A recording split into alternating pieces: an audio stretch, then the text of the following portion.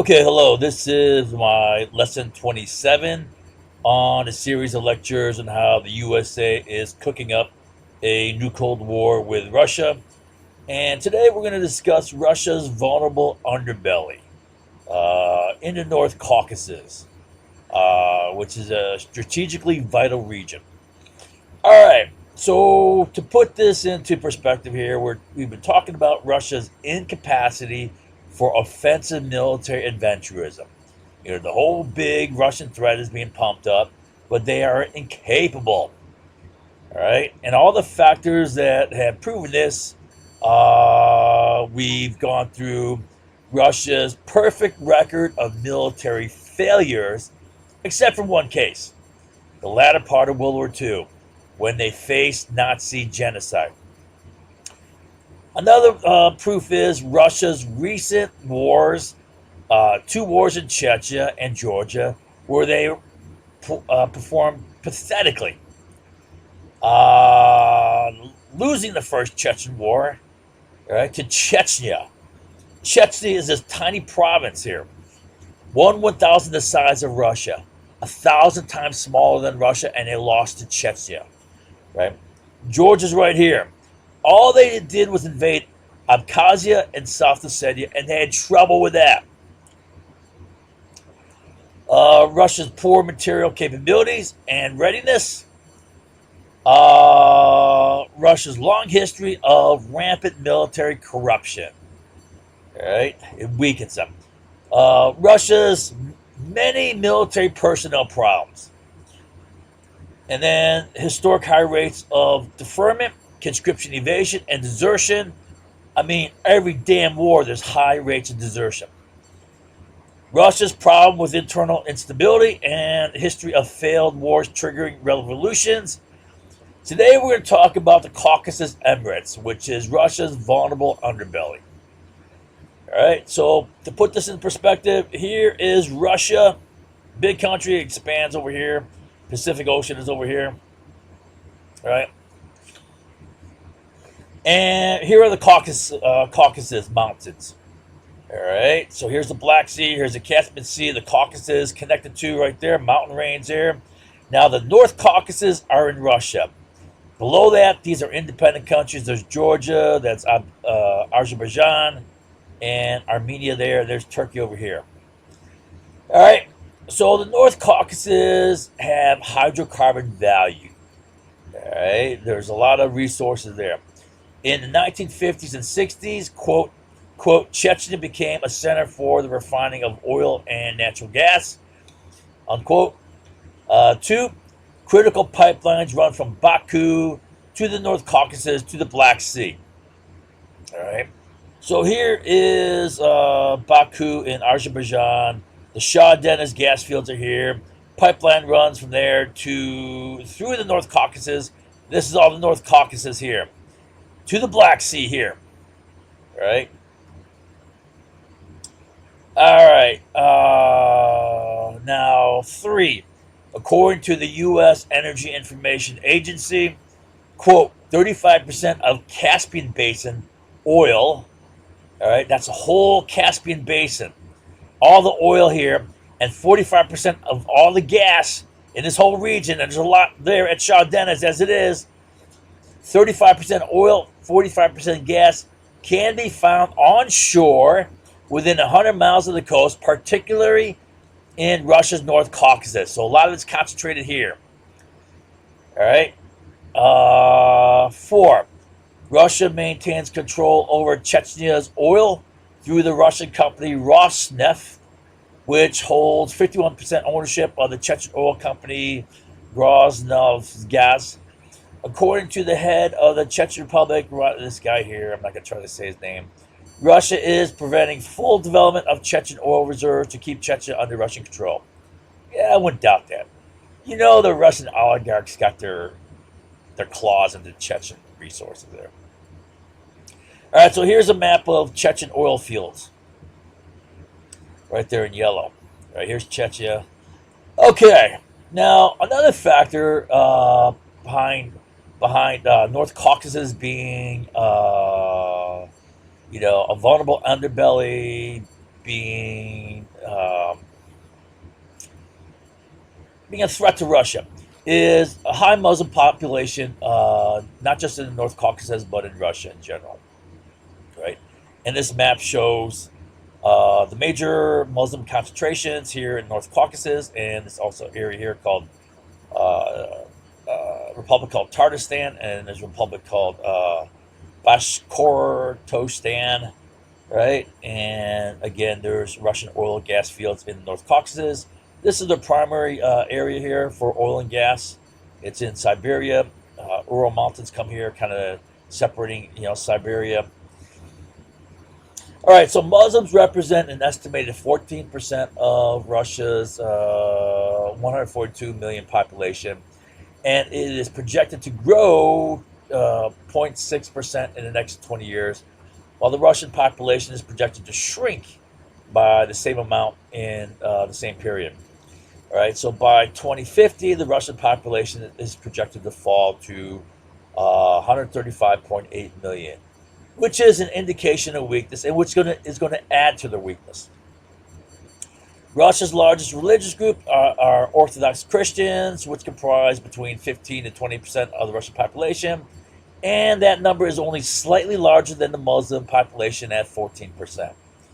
All right, so what I'm saying is the Muslim population is significant and is expected to grow. So Russia continues to face threats from Islamic terrorism, including the arrest in February of 2021, that's recent, of 19 suspected Islamic terrorists who were plotting attacks in the North Caucasus, in this area here. The map above shows the concentration of Russia's Muslim population, and it varies throughout the country. The largest concentrations, again, are here and here. All right, and this shows between 31 and 60% of the population, roughly. So the North Caucasus is the site of the recent Chechen Wars, which was a breakaway attempt trying to go independent. Chechnya is right there, which has become increasingly infused with Islamic jihadists and saw the rise of a pan-Islamic proto-state, like an Islamic state, called the Caucasus Emirates. All right? And in 2013, the leader of the Caucasus Emirates, this guy Doku Umarov, made an appeal to the Muslims in the Tatarstan, Bashkortostan region to join forces with him in his fight against Russia, but he received no response. So the main problem for Russia is here, even though there's a high concentration of Muslims here. All right, so Chechnya has been and will continue to be Russia's thorn in the side, a vulnerable underbelly that will continue to hamstring Russian offensive military potential, a powder keg that has been made worse by the development of the pan-Islamic Caucasus Emirates, which has spread jihadist Islam throughout the North Caucasus region, throughout this region here, where there is high concentration of Muslims, almost all the way across to the Black Sea.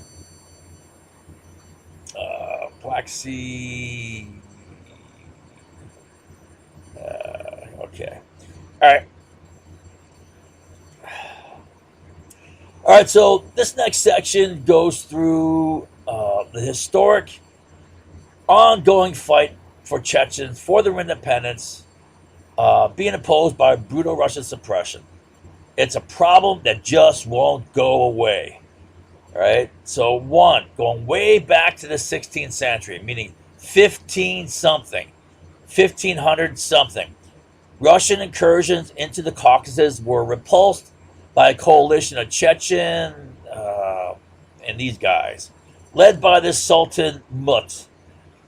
All right, so they're fighting way back then. Then in 1783, after Russia annexed Crimea and made Georgia a protectorate, Russia began to move into the North Caucasus. All right, that's when they started going into the North Caucasus hard.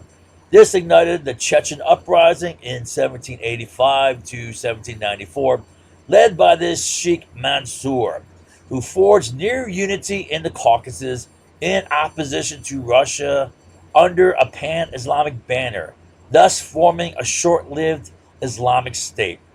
Right? So this Islamic State has come and gone multiple times in Russian history. So 3, in the Russo-Turkish War, 1787 to 1791, the Caucasian people who were already fighting the invading Russians allied with the Muslim Ottoman Turks. All right, so here's a case where the Turks allied with the North Caucasus Muslims. All right, in 1800, Russia annexed Georgia, and then by 1806 had extended eastward into the southern Caucasus to the Caspian Sea and Baku. So let's see here. Where's a good map? All right, so they took Georgia. Here's the North Caucasus. There's the Caucasus Mountains. They took Georgia, and then they took Azerbaijan all the way to Baku.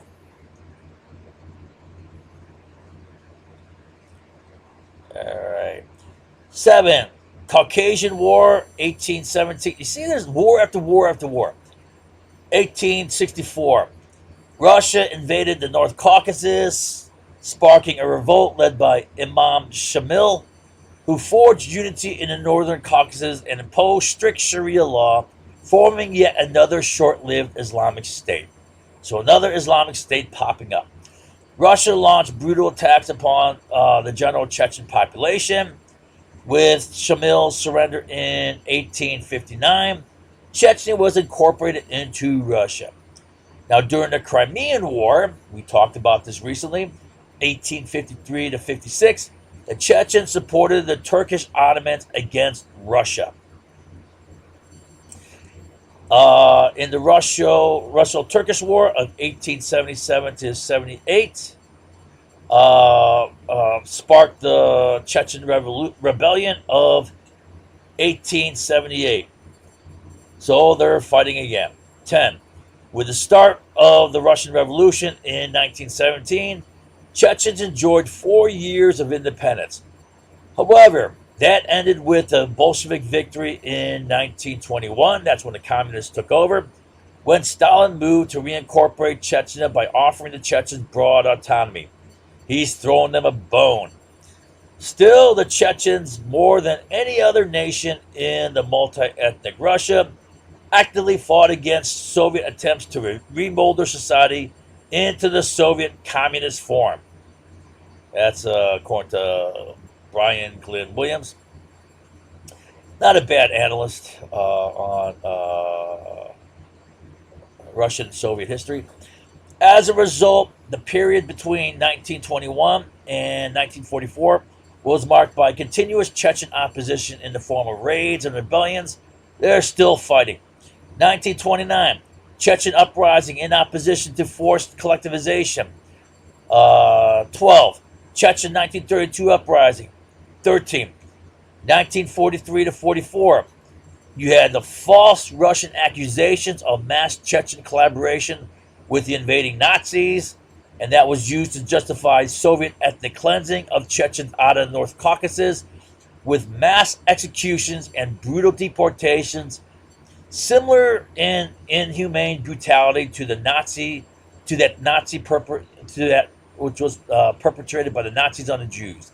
So you know how bad the Nazis abused the Jews. Well, the Soviets were almost as bad with the Chechens.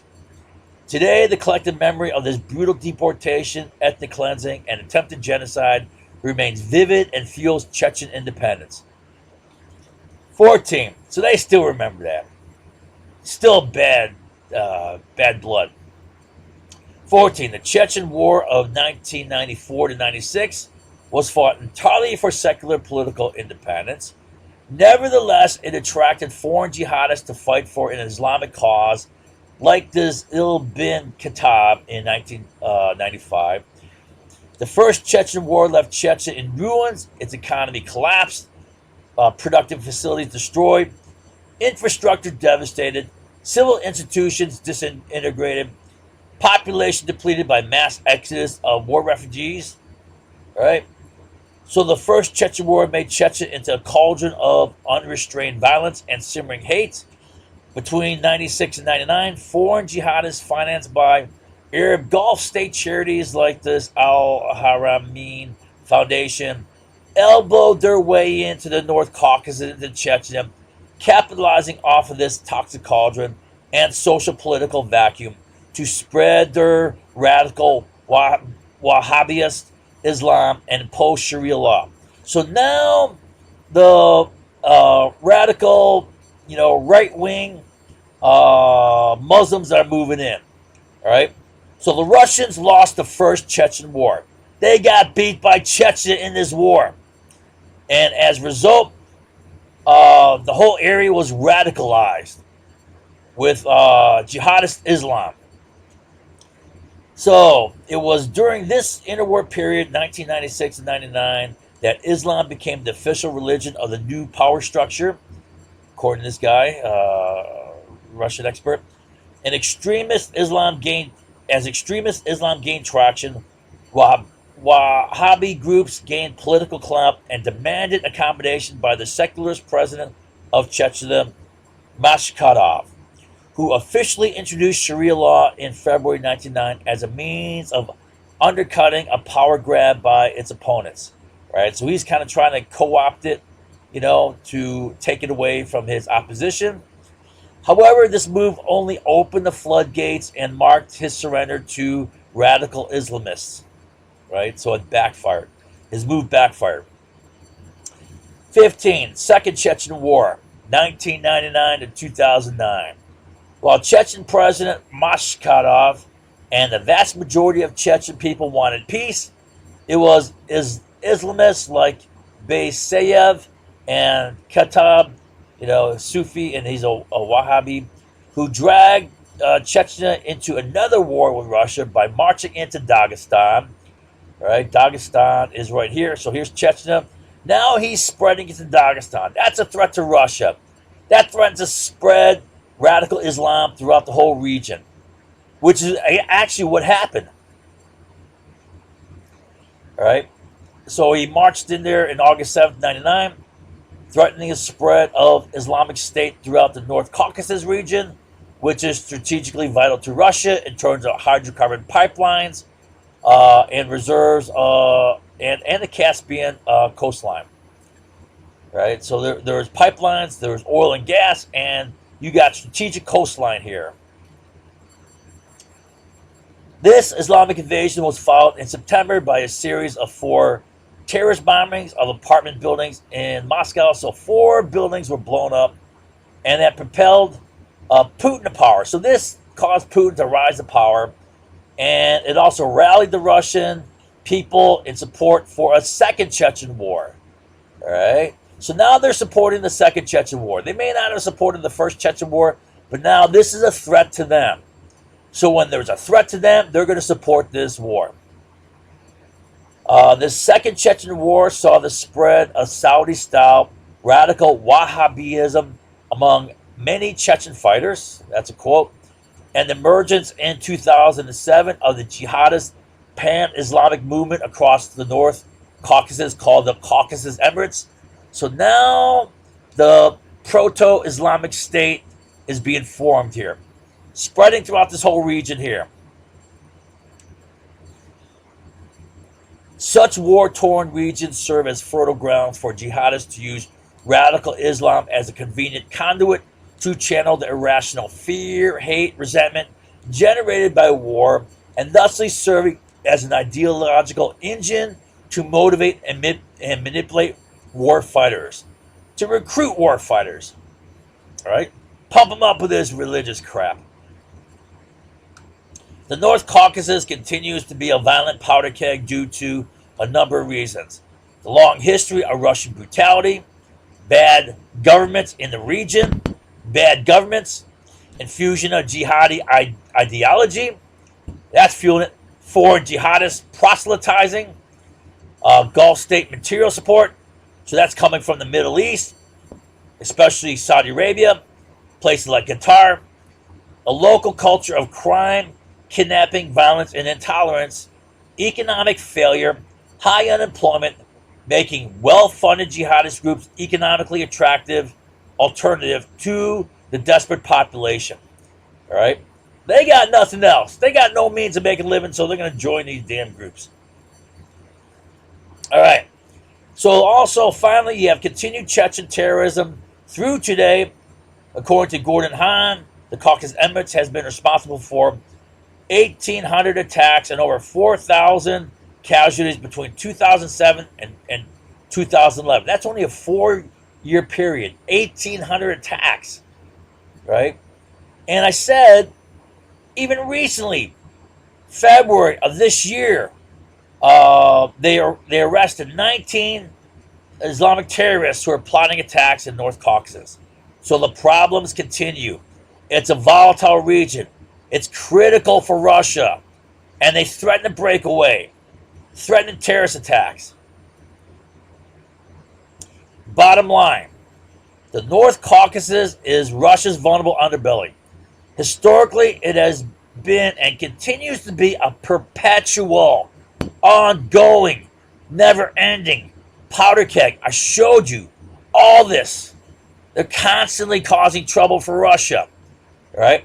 Russia invaded, and they're fighting that. They want their independence. They don't like it. They're constantly fighting. They got bad blood, World War II, genocide, right? They remember this. So it's a perpetual powder keg set to explode in independence aspirations or even the rise of yet another Islamic state in the region. This problem has been compounded by the infusion of Wahhabist Islam, whose rise, Wahhabist is that radical, right-wing, fundamentalist, extreme fundamentalist Muslims, who formed the terrorist groups, whose rise in the region was driven by the two Russo-Chechen Wars, similar to how the U.S. invasion of Iraq fueled the Al-Qaeda War, which then went on to spawn ISIS, right? And I have a diagram of that. Let's see.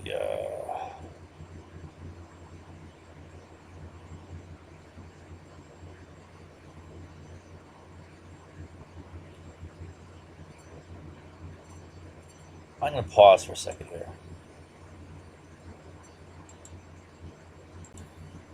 Okay, I'm back. So this diagram, you probably don't remember, but this is the diagram in which I explained how the U.S. invasion of Iraq, beginning in 2003, created ISIS.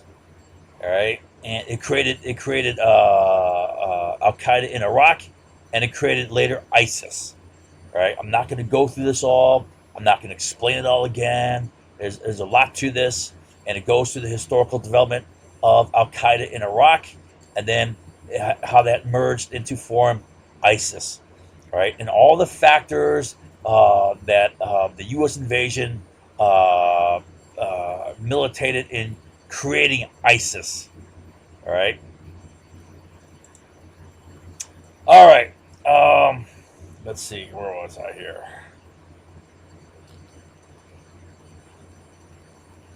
So the problem has been compounded by the infusion of Wahhabist Islam, whose rise in the region was driven by the two Russo-Chechen Wars, similar to how U.S. invasion of Iraq War fueled Al-Qaeda in Iraq, which then went on to spawn ISIS.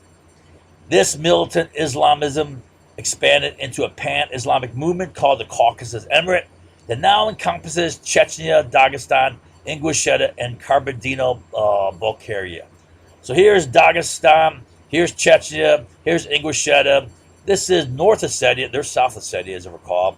North Ossetia is, I think, predominantly Christian, and this is Kabardino here. All right. So this area, including this area here, is mostly Muslim. All right, the vulnerable North Caucasus are strategically vital for Russia. So this is explosive powder keg, threatens a breakaway, and Russia cannot afford to lose it.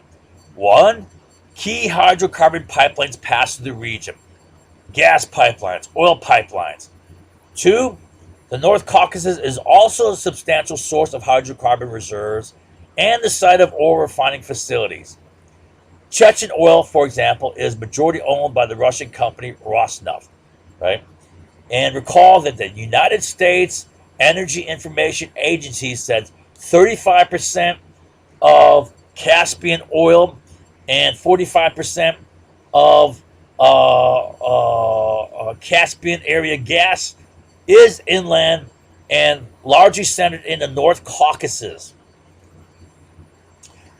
So, successful independence in the North Caucasus could trigger other independence efforts elsewhere in Russia. It's possible. For example, Russia is a patchwork of 21 republics. So, you might recall that I said that one of the reasons why the Soviet Union was weak is because it was a fragmented patchwork, loosely held together of many different republics. Well, Russia still continues to be the same thing. There's 21 independent republics within Russia, right? Many of them broke away with the Soviet Union. All the stands broke away in the south here, right? You got the Baltic states breaking away up here, right? You have Bulgaria and Ukraine breaking away, right? So there's 21 independent republics still. All these are independent republics. The greatest threat to breakaway is down here. All right. D, the potential of expanding Turkish influence in the Southern Caucasus. That just happened recently. In September, October of 2020, just last year, there was a war fought between Armenia and Azerbaijan. Armenia backed by Russians, Azerbaijan backed by Turks, right? And that was a tussle for influence between the Russians and Turks in the Southern Caucasus. There is continued threat of Gulf state influence in the region through funding Islamic extremists, right? And the Caucasus are Russia's gateway to the Middle East. So if you look at the Caucasus, here is the Caucasus Mountains there. There's Georgia, there's Azerbaijan. Here is the Northern Caucasus with Chechnya right around there. And it's right above the Middle East. There's Iran, there's Iraq, there's Syria. As a vulnerable underbelly, in a strategically vital region, the North Caucasus hamstrings Russia in regards to any potential adventuristic military offensive against a European nation to the west. Why? Because if Russia, let's say, invades Ukraine up here, they got to dedicate and shift a lot of military forces there, right? And that's going to pull things away from the Northern Caucasus. And when the cat's away, mice will play, right? They've only tried to break away 15 times historically. A lot of times for many decades-long wars, spanning 4 or 5 decades, some of these wars. So any Russian diversion of significant military resources in a protracted offensive adventure to the west would likely invite yet another Chechen independence move. The cat's away and the mice will play. Furthermore, that threat now extends to the entire region with the Caucasus Emirates. All right? So it is yet another factor that undermines, that weakens, that makes Russia incapable for offensive military adventurism. All right? They're going to be bit in the ass here. All right.